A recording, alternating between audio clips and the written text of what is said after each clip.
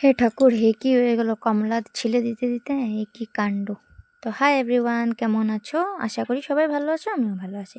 তো অনেকদিন পর ভিডিও তোমাদের সঙ্গে শেয়ার করলাম, ব্লগ ভিডিও। যেহেতু আমি টাইম পাই না, এর জন্য ব্লগটা হয় না, বানাতে পারি না ভালো করে।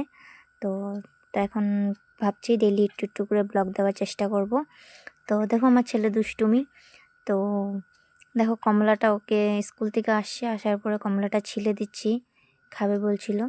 তো কমলাটা ছিলে দেই, ও খাওয়া দাওয়া কমলাটা খায় নেক। তো কি কাণ্ড হয়েছে তোমাদেরকে দেখাইতেছি, দাঁড়াও।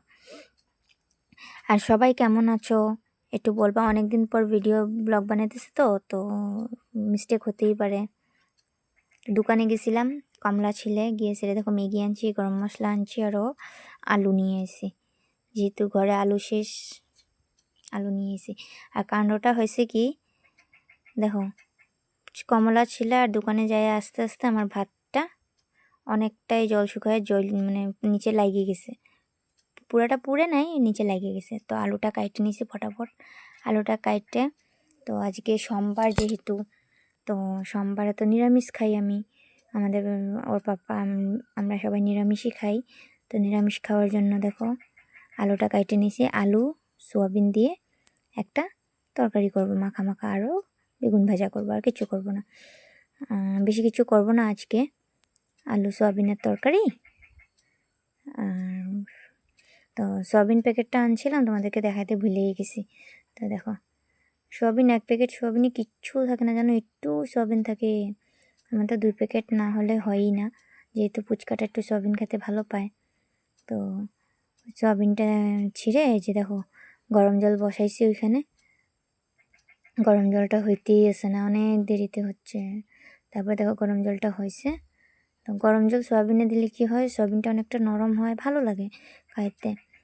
আর সোয়াবিনে বলে প্রোটিন বেশি থাকে, থাইরয়েডের প্রবলেম, থাইরয়েড হয় অনেকে কয়, জানি না সত্যি কি মিশা। তো এর জন্য চেষ্টা করি একটু গরম জল দেওয়ার। তো গরম জল দিয়ে একটুখানি ভিজিয়ে রেখে দেবো, ভিজিয়ে রাখার পরে হয়ে গেছে। তো এখন তরকারিটা বসায় দেবো। তো দেখো তরকারিটা বসায় দিছি জিরা সম্পাস দিয়ে। তো এটার মধ্যে যেন রসুন পেঁয়াজ কিছু দিই নেই, সোমবার দেখে নিরামিষ। আর বললাম না ভাতের জলটা শুকায় গেছে, দেখো শুকায় কি হয়েছে। তারপরে কি করছি, আমি আবার একটু জল দিয়ে এটারে ভাতটারে গরম জল দিয়ে এটারে মিলাই নিয়েছি, নাহলে নিচে পুরা পুরা গন্ধ, ভাতটা সিদ্ধ হয়নি এর জন্য। তা দেখো এই যে তরকারিটা হালকা হালকা করে ঝুল করে নিয়েছি, তেল মশলা কম দিয়ে।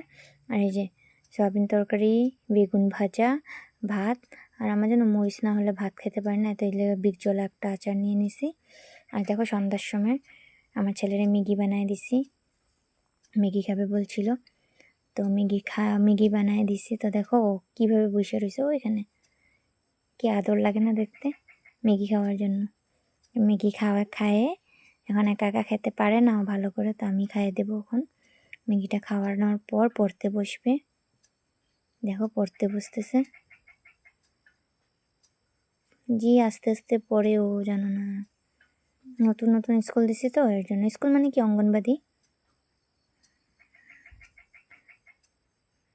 আস্তে আস্তে পড়তেছে, পড়তে পড়তে ড্রয়িং করতে বসলো। তো দেখো ড্রয়িং করতে বসে, তো এই যে